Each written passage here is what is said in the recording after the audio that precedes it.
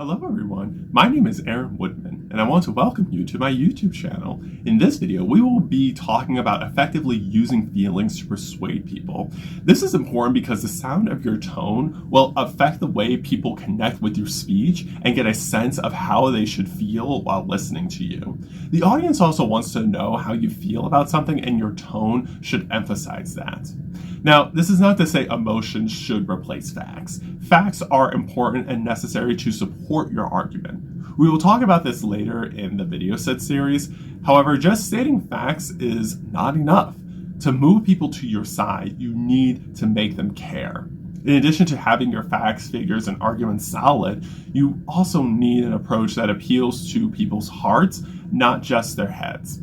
Over 2 millennia ago, ancient Greek philosopher Aristotle created a landmark treatise called Rhetoric, where he explained the 3 main ways that a speaker can engage with an audience.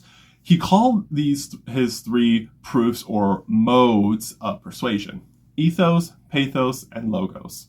An appeal to ethos relies on the character and credibility of the speaker.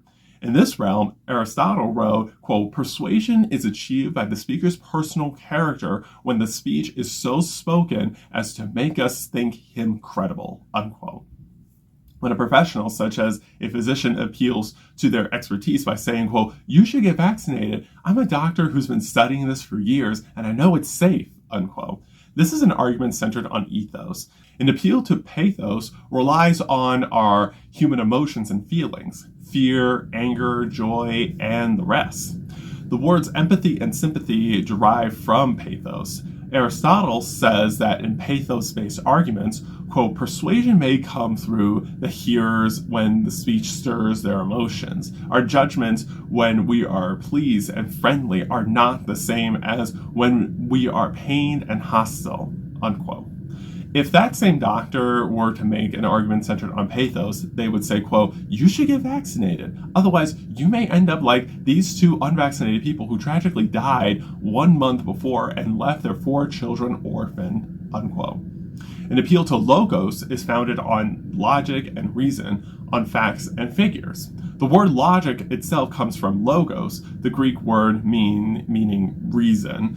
According to Aristotle, when it comes to logos, quote, "Persuasion is effected through the speech itself when we have proved a truth or an apparent truth using the persuasion argument suitable to the case in question," unquote. When the same doctor speaks of studies and statistics, they are rooting their argument in logos by saying, quote, "You should get vaccinated. Multiple studies show that the COVID vaccines result in a 90% decrease in the risk of hospitalizations and death," unquote. In many speeches, presentations, and debates, we tend to rely on logos above all else. We use reason and logic, statistics and data, and for good reason. We want our arguments to be based on the truth. But when we're trying to change people's minds, that is not enough. It is not how our minds work. Like I said before, we need something to make the audience care about your argument and feel connected to it. This is not to say facts are not important or that they are not the foundation of your argument. They are and should be, but even when you have your facts locked out, they will not have any impact unless you incorporate feelings as well. If you can tap into your audience's emotions, you are more likely to win over their minds. With all of this in mind, let's talk about how persuasion works in relation to our feelings. Our behavior and beliefs are governed more by emotions than rationality.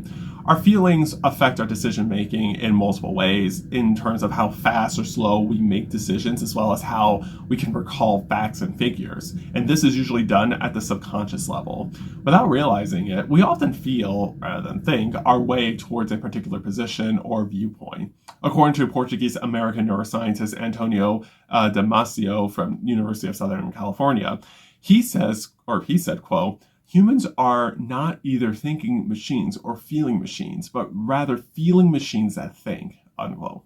In his book, Descartes' Error, Emotion, Reason in the Human Brain, he wrote about patients he examined who had suffered damage to the prefrontal cortices of their brains that disrupted their emotional processing. He found that their lack of emotions prevented them from making even simple choices and easy decisions. Damasio told the story of a patient referred to as Elliot, a family man who, with a corporate job, who had surgery to remove a BN tumor from the frontal lobe region of his brain. The operation was a seeming success and left Elliot with his speech, memory, and arithmetic skills all intact. His IQ score was high, and yet in the ensuing years, Elliot's life and career had collapsed around him. By the time he began sessions with Damasio, Elliot could not hold down a job. His wife had left him, and he was, quote, living in the custody of a sibling, unquote. Damasio discovered that Elliot had lost the ability to empathize with other people. He had become a passive, uninvolved spectator of his own life. He was not able to make any decisions from the mundane to the major.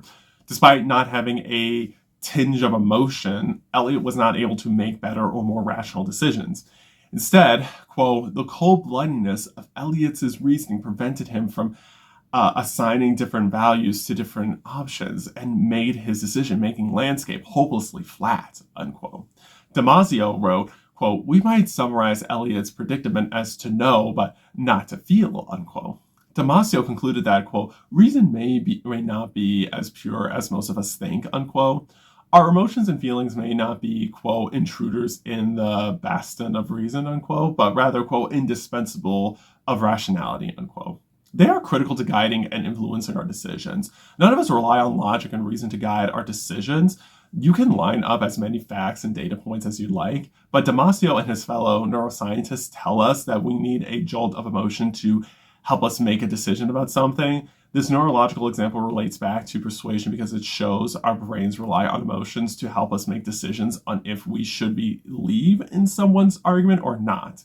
When you are looking to succeed with your argument, you are trying to guide your listeners to make a decision. You want them to believe you, and that requires appealing to their feelings and emotions. It is a matter of connecting with your audience on an emotional level and appealing to their feelings. Here are some things you can do. 1, you can tell a story. Aristotle's teacher, Plato, said, quote, those who tell stories rule society, unquote. After all, stories help shape the narrative about certain things.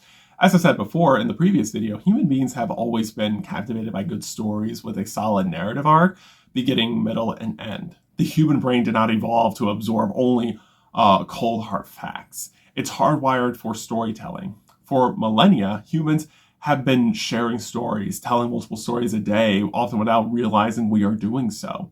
Storytelling is a potent method of persuasion. In a 2007 story, Wharton professor of marketing and psychology Deborah Small and her 2 co-authors found that people ended up giving more money to charity upon hearing and seeing a story about a single identifiable victim, as opposed to one that described numerous statistical victims in the same play. A story about a single child with a name and a face and in need of help has a much bigger and more direct impact on our level of empathy than a story about millions of nameless and faceless people in need. And why does that happen? According to Small, stories that, quote, are concrete rather than abstract, personal, and narrative in form tend to evoke more emotion. Focusing on a single individual's plight checks all of these boxes, unquote. It allows us to understand and even feel the pain that an individual is grappling with, whereas a flood of statistics is much harder to imagine on a personal level. As Princeton University neuroscientist Yuri Hasson said, a good story lights up the emotional regions of our brain in line with the storyteller. If the speaker talks about the fear or inspiration they felt in a moment of struggle, we mirror it. Essentially, we feel it too. So the next time you want to persuade an audience, tell them emotion-filled stories about something and why they should care. No matter how serious, how technical the subject you are discussing might be, you will need to rely on good antidotes and gripping narratives to get your point across. If you get stuck with coming up with a story, think about how the topic you are discussing impacts the lives of real people. If you are still stuck, then consider sharing a relevant event or experience from your own life. Don't worry about getting personal because this is all about establishing a connection with your audience. You could really connect with someone listening to you on a deep emotional level if they feel like they can understand what you have been through, if they could be encouraged to imagine themselves in your shoes. All in all, make sure you tell the audience a compelling story that is simple, focused on your experience and how you felt. This will help your listeners feel it too. Two, carefully choose your words. In rhetoric, Aristotle wrote, quote, "Your language will be appropriate if it expresses emotion and character. To express emotion, you will employ the language of anger in speaking of outrage, the language of disgust and discreet reluctance to utter a word when speaking of impunity or foulness, the language of excultation for a table of glory, and that of total humiliation for a tale of pity, and so in all other cases," unquote. To emotionally engage with people, you have to use language that engages with their emotions. You want to find ways to grab their attention, your audience's attention, to ruse them, inspire them, and ultimately persuade them. You want to influence how they feel using just your words, and every word you choose matters. Let's say in February 2022, you were addressing an audience on the subject of Ukraine and the Russian invasion of that country. Let's say you wanted to persuade your audience to support and sympathize with the people of Ukraine. You could say, quote, "Ukraine was invaded by Russia," unquote. Or you could say, quote, defensiveless and innocent Ukrainians are being bombed and attacked by Russian aggressors," unquote. Both of these are statements of fact, but one is heavy with pathos and the other is not. The first statement is distant and abstract, speaking only of nations, while the second prompts us to consider the people involved and their experiences. Based on that example, we do not always give much consideration to the individual words we choose, but they have immense power. When you are building an argument, seek out words that invoke pathos and feelings. This is what many world leaders have done time and again throughout history, rallying nations in support of life, liberty, and freedom, equality, truth, justice, and so much more. Having this kind of extra elaboration allows you to shape the narrative and influence to see an issue in a specific way that makes them really think about what is going on. 3, show, don't just tell. Just as facts on their own are not enough to convince an audience, words are not enough either, not on their own. Often you have to show your emotions to your audience. Conventional wisdom says you should always remain cool, calm, and collected. This is true because there is no value in getting flustered during an argument or in losing control of your emotions. But that does not mean suppressing your emotions altogether. You need to come across as authentic and human, and that means showing your emotions and not concealing them. When others see how you feel, it is easier to connect. So if you are particularly passionate about an argument, it is okay to show your enthusiasm, to raise your voice a little, to use your hands, to smile or laugh, etc. If you are more somber, if it is a more somber subject, do feel free to show regret or sorrow, have a sadder or quieter tone of voice, longer pauses, and deeper breaths. In terms of when to express your emotions in your speech, the best moments to do it are either at the beginning of your speech or at the end of it. You can start off with a specific type of emotion, or you can end with an emotion. In conclusion, feelings are what help you to get facts across your audience. They are what help listeners retain the facts in your speech, and you can ensure that you reach your audience emotionally by telling stories, using the right language, and knowing when to show emotion yourself. But if it comes down to facts versus feelings, feelings determine if people should believe the information you present to them or not.